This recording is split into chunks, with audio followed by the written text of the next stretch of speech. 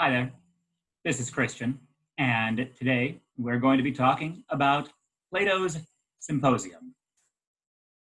This is a very famous dialogue, and hopefully we'll come to some appreciations of what's going on in it.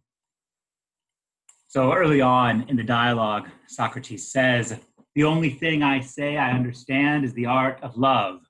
Hos uden femi, allo epistastai, he ta erotica."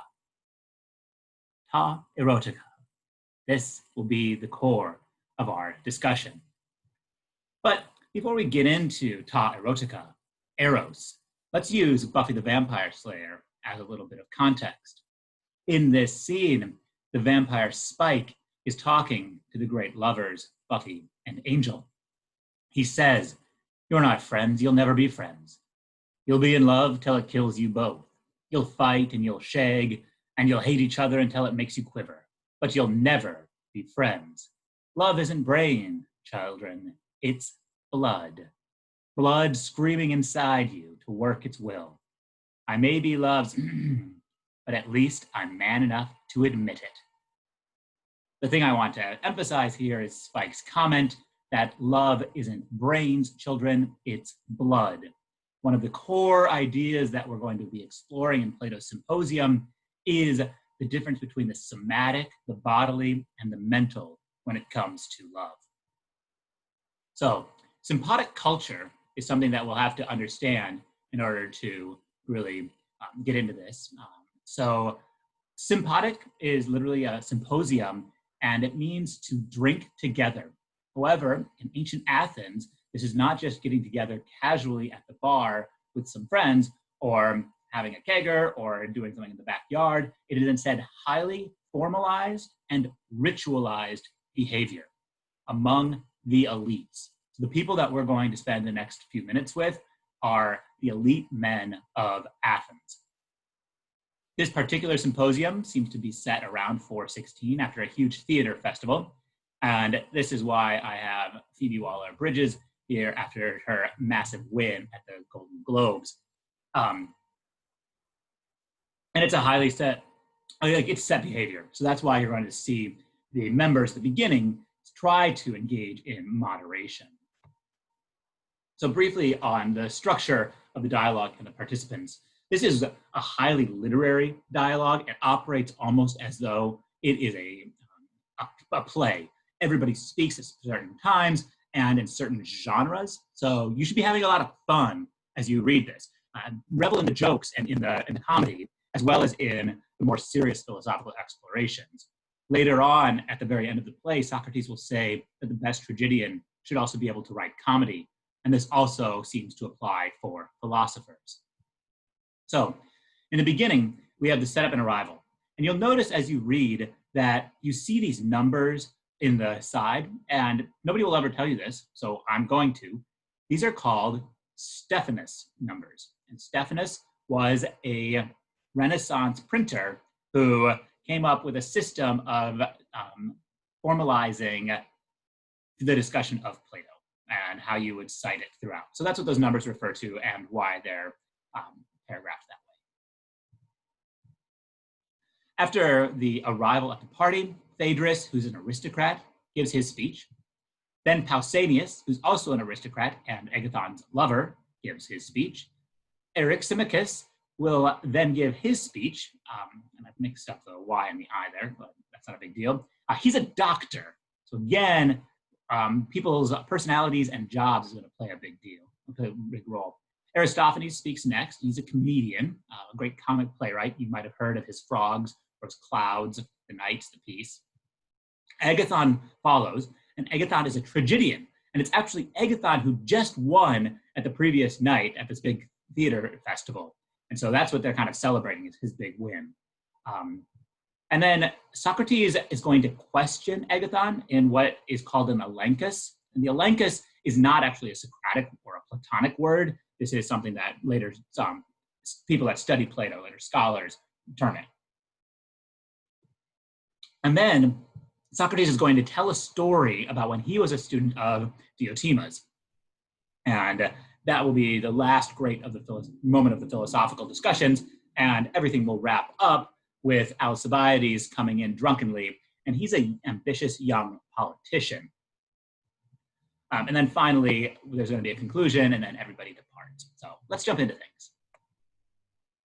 A couple of concepts that we're going to have to cover in order to understand where we go in these conversations. The first is paiderastia. You'll recognize in this word our modern pederasty. So etymologically, paiderastia is the lover, the astos, of a pais. And a pais is a child. The difficult thing about pais is the age range is very, very difficult to map directly onto our modern concepts. And this is going to be a conversation that actually emerges in the first two dialogues, the first two presentations and arguments about love with Phaedrus and Pausanias, as they try to detail what the appropriate age is, at least among their society. So it's part of the elite education. So in the word pedagogy, you also have this pais root, plus a kind of verbal noun that means to lead. And thus pedagogy is the leading of children. So pederastia is the loving of children, sexual loving of children. So just to emphasize, what I want to emphasize here is this idea, like this is part of education and culture. And it's largely an idealized form of reciprocity and control, especially in the way that we're going to see it discussed in this dialogue. I'm not trying to excuse it in any way from a modern standpoint. I'm simply trying to give you the information of how it existed in this Athenian context. So modern people that look at this end up seeing it as an ancient antecedent for homosexuality and thus a sign of ancient Greek open-mindedness. And thus it's this sense of, oh, like this is something that we can appreciate of the ancient Greeks. However, other people will see it as pederasty and child abuse and say that it's dangerous to connect modern ideas of homosexuality with ancient pederasty, because then that ends up denigrating modern homosexuality. So again, this is just information that I want you guys to have because it's going to lay the groundwork, especially for those early speeches and the later ones as well. So in a pederastic relationship, in this kind of idealized form, there are two members in it. There's the older erastes, which is an active, penetrating leadership role, and the younger eromenos, which is the passive, the penetrated, and the one who's going to be educated and led. A couple of Socratic fundamentals. Theolancus, I've already mentioned, but I want to say something a little bit more about it. This is a questioning style that Socrates uses that starts with a person knowing something and making a claim. A poros means a way, or a road even, and eventually leads that person into not knowing, into a state of aporia, of like there not being a path anymore. And then eventually you emerge out of that aporia back onto a new poros that you've actually known the whole time. And so it's this strategy of making people realize that they're making too many assumptions in what they know. They then have to give up those assumptions in order to come to new conclusions. Related to this, though, is the immortality of the soul. So we don't actually learn anything. Like there's no new information. What we have are people that help us remember what our soul already knows or knew. Fitting in with this is a controversial topic of Platonic philosophy, which is forms. So there exist abstract perfections of ideas that we strive for in pursuing wisdom, right? This is like, there's the ideal, there's the form of a chair, there's the form of beauty, there's the form of love, there's the form of a computer even. So anything can be abstracted into a form, and it's the pursuit of that idealized abstraction that is a virtue for people. So I keep kind of saying Socrates and Plato and Platonic, and that's because Socrates didn't write anything down. We actually have the knowledge that we have of Socrates' teachings from both Plato, his student, and then Xenophon. We also have things there. And that's so this kind of issue of transmission. All right. So briefly, there's this sense of Platonic love in the modern sense. So you might have heard somebody say, oh, like we're just friends, it's Platonic. This is absolutely a lie. And if you ever hear somebody say our love is Platonic, you should immediately quit everything you're doing and ask to be that person's student, because they have mastered the achievements of the soul. Right? They are the wisest person you will probably ever meet. So immediately give up everything you're doing to pursue wisdom with that person that says they have found a platonic love. All right, so here's how we open the dialogue, and it's with a request for stories. So one of the things that I'm going to emphasize throughout this entire video is the erotics of storytelling as a mode of delivering knowledge. Apollodorus, I've been looking for you, Glaucon said. You know, there once was a gathering at Agathon's when Socrates, Alcibiades, and their friends had dinner together. I wanted to ask you about the speeches they made on love. What were they? I heard a version from a man who had it from Phoenix, Philip's son, but it was badly garbled, and he said you were the one to ask. So please, will you tell me about it? After all, Socrates is your friend. Who has a better right than you to report his conversation? Oh, but before you begin, tell me this. Were you there yourself? So already we see in this last moment a sense of a desire for accuracy. Were you there yourself? Connected to this is the desire to have the story. Good. He answers, oh, it took place when we were still children. Right? So now there's this sense that it's from the past. It took place in the past. So we're getting a distance from the story. And what we're going to constantly emphasize is inaccuracy, the potential for delayed memory, for things to have been forgotten and lost in transmission. Right? There's going to be a real pressure on the sense of accuracy here. I learned it from the very same man who told Phoenix, a fellow called Aristodemus.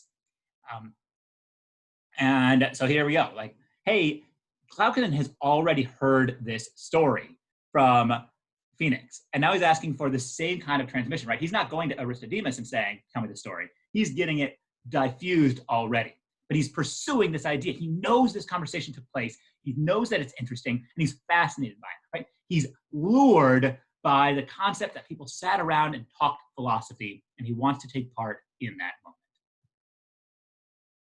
And because, he says, my greatest pleasure comes from philosophical conversation. So here we connect the ideas of philosophy, conversation, and pleasure, right? And that's going to be this idea of the erotics of the situation. So the party begins. And there's a few rules that they need to lay out. And these operate under the kind of ancient idea of sophrosune. Sophrosune means moderation. So this is why they say, hey, let's not drink too much. We all got wasted last night. We need to practice this idea of moderation. So then they set up a ritual of the party. They're going to have a conversation, and everybody's going to speak in order. Again, emphasizing moderation. There's a topic. They'll each speak on love. And this is when Socrates says his famous line, the only thing I say I understand is the art of love. Hos uden femi allo epistastai, he ta erotica. Ta erotica is the erotic things, but eros contains wordplay with a verb erotao, and that verb means to ask and to ask questions. And so when Socrates says that the only thing I understand is the art of love, he's punning on the only thing he understands is the art of asking questions. And this is the great Socratic slippage between the erotics of the question and the pursuit of knowledge that we're going to see play out over the course of the entire dialogue. All right, we can finally begin. So Phaedrus is the first person to speak, and he offers this idea of the pederastic idealization, this love idealization. He claims about the age of the god. Love is a great God, wonderful in many ways to gods and men, and most marvelous of all is the way he came into being. And so he talks about him being the oldest God. This is going to be refuted later on. But more controversially, he offers this idealization of the paiderastia. I cannot say what greater good there is for a young boy than a gentle lover, or for a lover than a boy to love. This is the erastes and eromenos. There is a certain guidance each person needs for his whole life if he is to live well, and nothing imparts this guidance, not high kinship, not public honor, not wealth, nothing imparts this guidance as well as love. What guidance do I mean? I mean a sense of shame at acting shamefully, and a sense of pride in acting well. Without these things, nothing fine or great can be accomplished in public or in private. So this is where he makes his connection between the idea of the guidance and the kind of educational aspect of this relationship. And the way it works is the lover is going to provide guidance, but the beloved, is also going to provide guidance because they're going to keep that older figure from acting shamefully. And right, because in order to keep the person's love or to pursue the younger person's love, you need to behave well. We have this moment that comes up, and it's pretty famous. If you've ever read the Iliad, you might wonder about the sexual relationship between Achilles and Patroclus. And this is a debate that existed in the ancient world as well. People will come around and say no. So here's a meme from a great Twitter account, Incorrect Patroclus, quotes, historians, 2 bros chilling in a hot tub 5 feet apart because they're not gay. Achilles, Patroclus is my boyfriend. Patroclus, Achilles is literally sitting in my lap right now. Achilles, we had sex this morning. Historians, what a lovely friendship. And then I have one great vine here. They were roommates.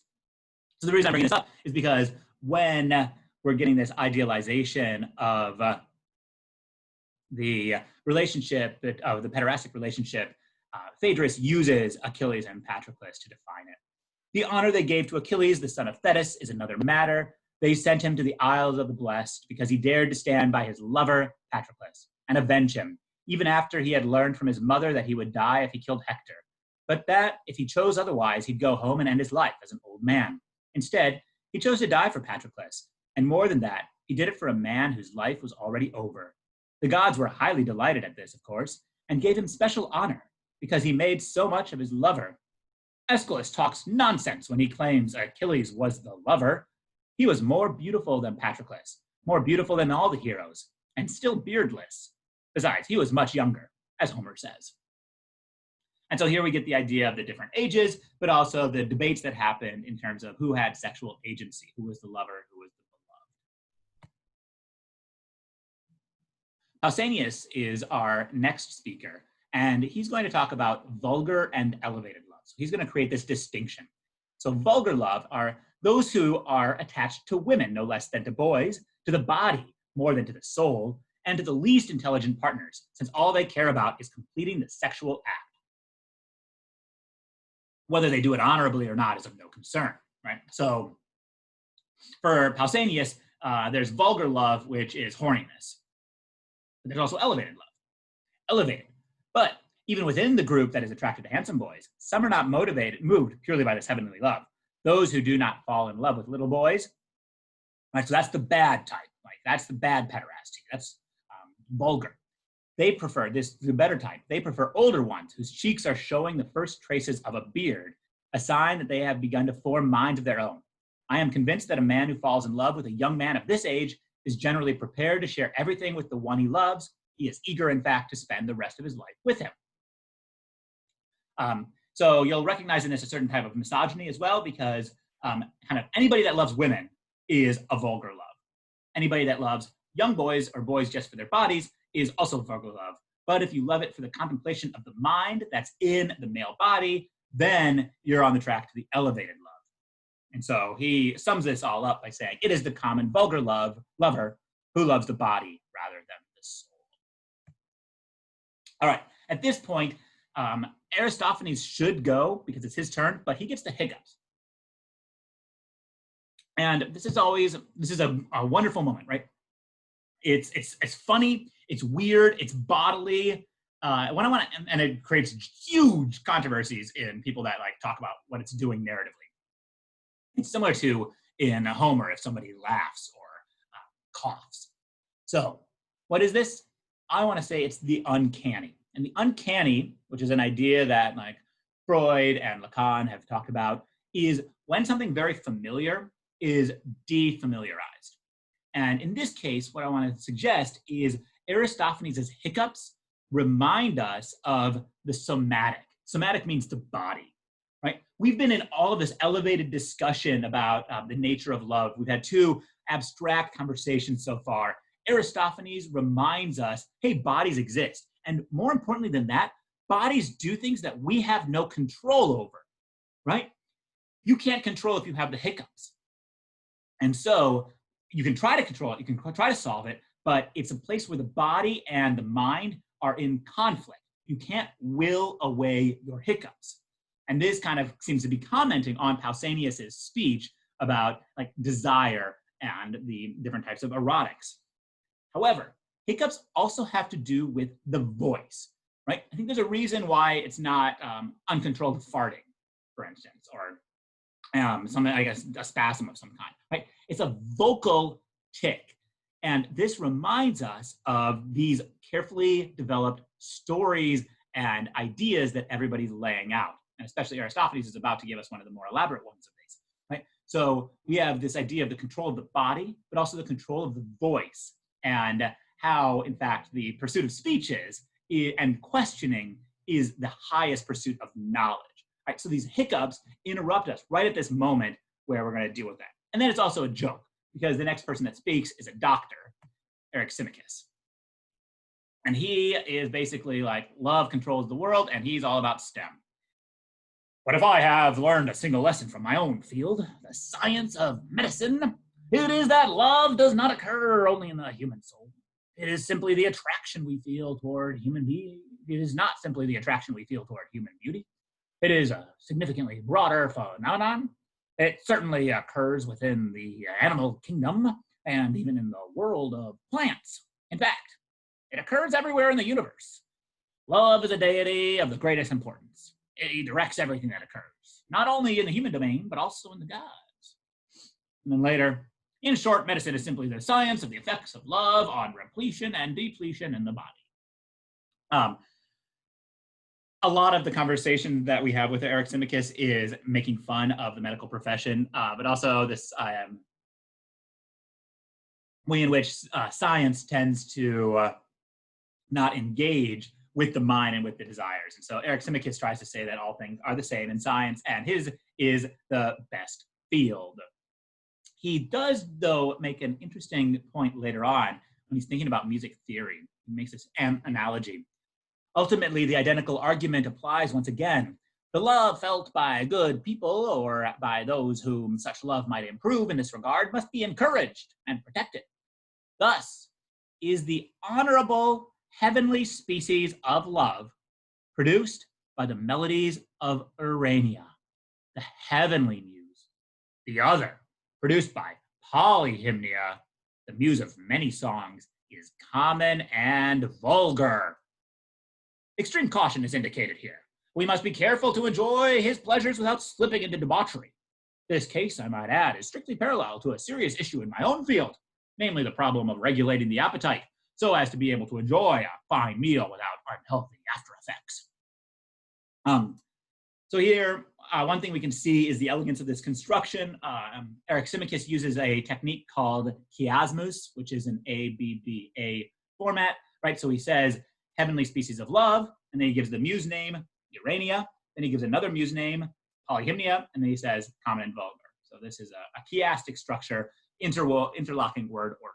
And it's just a form of, and it reminds us that we're dealing with highly developed rhetorical exposition here, stories. Now, what do we learn? Well, here, Eryximachus is aligning himself quite closely with Pausanias. He's saying there's two different types of love. One is vulgar and one is heavenly.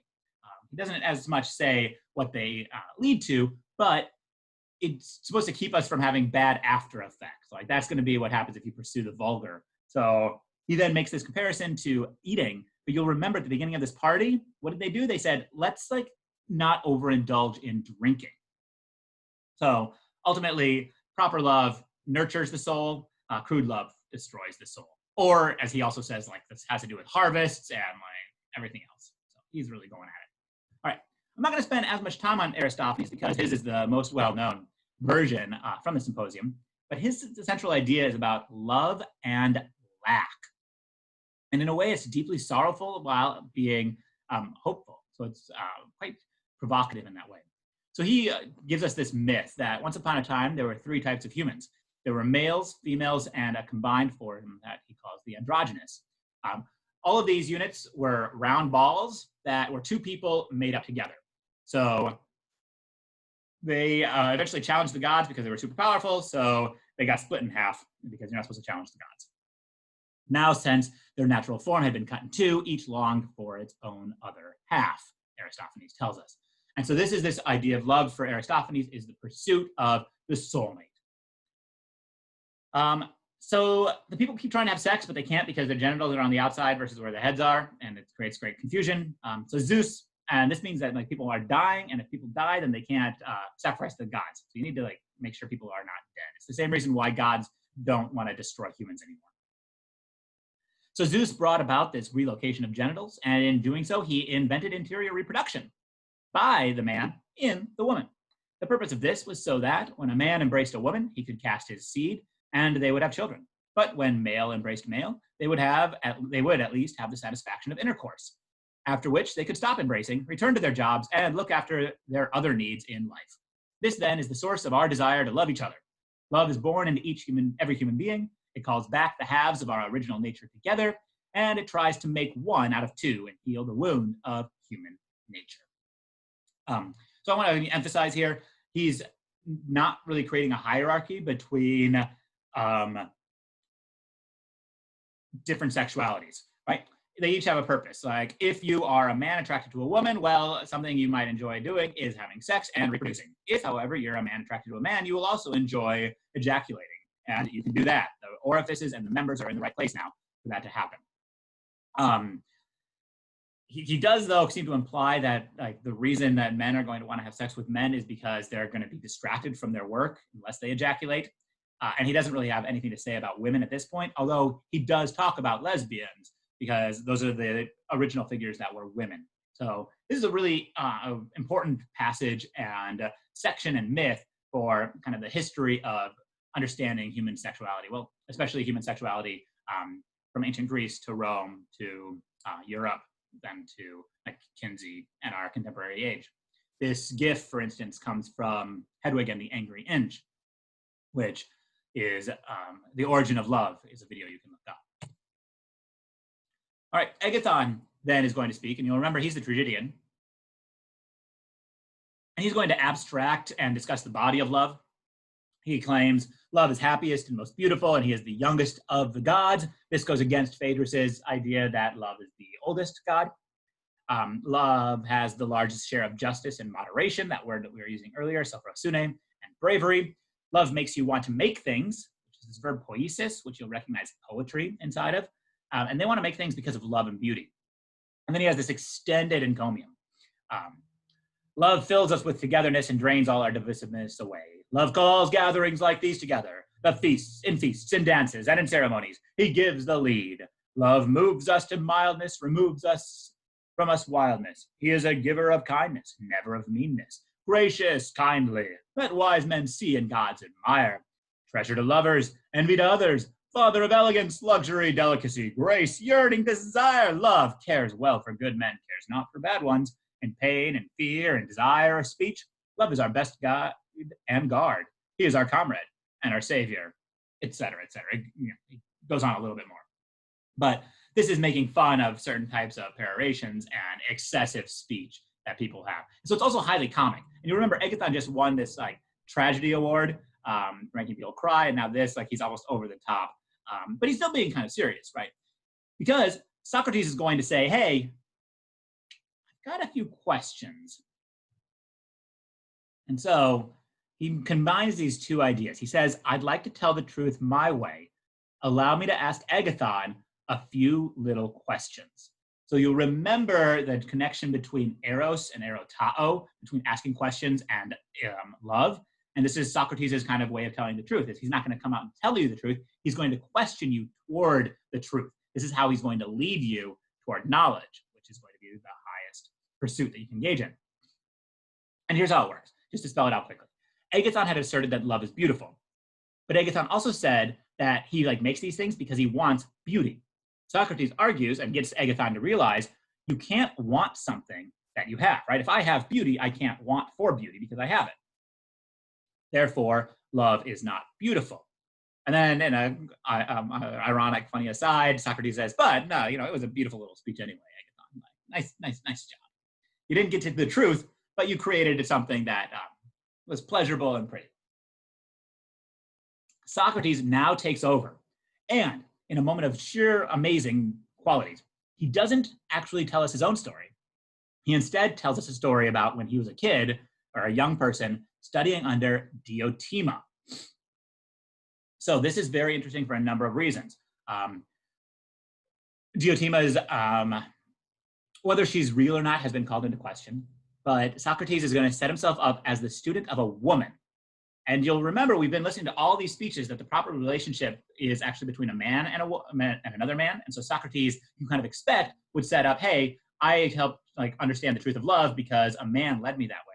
Instead, he switches it, and it's a woman that's going to lead him.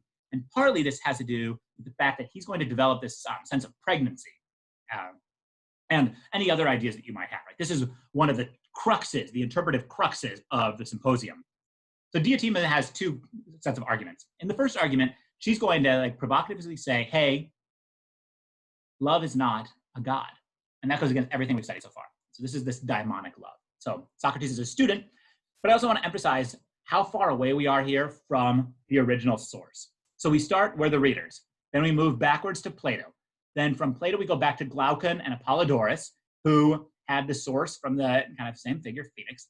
Then years later, or I guess for this, where it's earlier, Aristodemus was actually at the party. He was drinking, though, at that symposium that he doesn't really clearly remember, at which Socrates told the story of even farther in the past, diathema. We are 1, 2, 3, 4, 5, 6, at least 6 steps removed from diathema. Imagine what gets lost, right? This is this idea of the pursuit. You can't just have knowledge given to you. You need to piece things together and pursue it yourself. So he says, Socrates, I shall try to go through for you the speech about love I once heard from a woman of Mantinea, diathema, a woman who was wise about many things besides. Once, she even put off the plague for 10 years by telling the Athenians what sacrifices to make. 2 things we learn. Well, we learn a lot of things. Yes, she's a woman. She's from Mantinea. Mantinea is part of the reason for that. It shares a root with Montes, which is like a sooth speaker. She's also a priestess, right? She's the person that knows what sacrifices to make. And so she has a relationship with the gods. And she tells a speech. There's a speech that's made. You'll remember the erotics of speech that we've been emphasizing. All right, later on, here's what she says. Love is between mortal and immortal. He's a great spirit, a daimon megas. And what the daimones are messengers who shuttle back and forth between the mortals and the gods. So a hugely provocative statement about what love is. This is where we then transition to this metaphor of pregnancy. So love makes us want to reproduce to gain immortality. Reproducing kids is kind of vulgar, but producing knowledge is beautiful.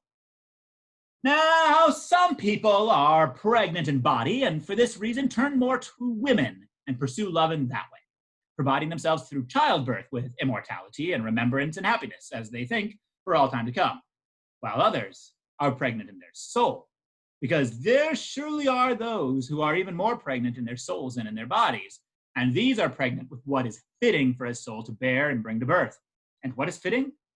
Wisdom and the rest of virtue, for which all poets beget, as well as all craftsmen who are said to be creative. But by far, the greatest and most beautiful part of wisdom deals with the proper ordering of cities and households, and that is called temperance and justice. Since he is pregnant then, he is much more drawn to bodies that are beautiful than to those that are ugly. And if he also has the luck to find a soul that is beautiful and noble and well-formed, he is even more drawn to this combination. Such a man makes him instantly teem with ideas and arguments about virtue. Everyone would rather have such children than human ones. So essentially, right, she's saying, hey, there's some people that will have kids. That's all they're going to accomplish. There's nothing great there. There's others, though, that are going to have ideas. And the greatest thing they can do is spread those ideas. They can team, and team is a highly charged sexual reproductive word, with ideas and arguments about virtue. So you remember what we're reading? We're reading an entire philosophical dialogue of ideas and arguments about love and its like nature and relationship to virtue. So essentially, reading the Symposium is the immortality of this moment that we're engaged with. So that's what it means when it says these kind of children are better than human ones, right? The publications that you make that spread forth your ideas. However, Diotima now, like she could easily end there. That fit very nicely with what we've covered.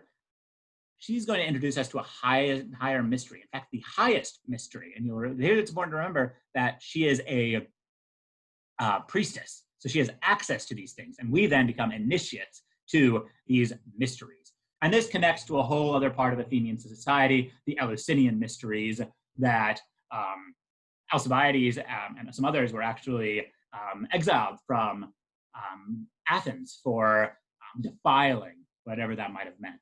So she says, Diotima, even you, Socrates, could probably come to be initiated into these rites of love. But as for the purpose of these rites, when they are done correctly, that is the final and highest mystery. And I don't know if you are capable of it.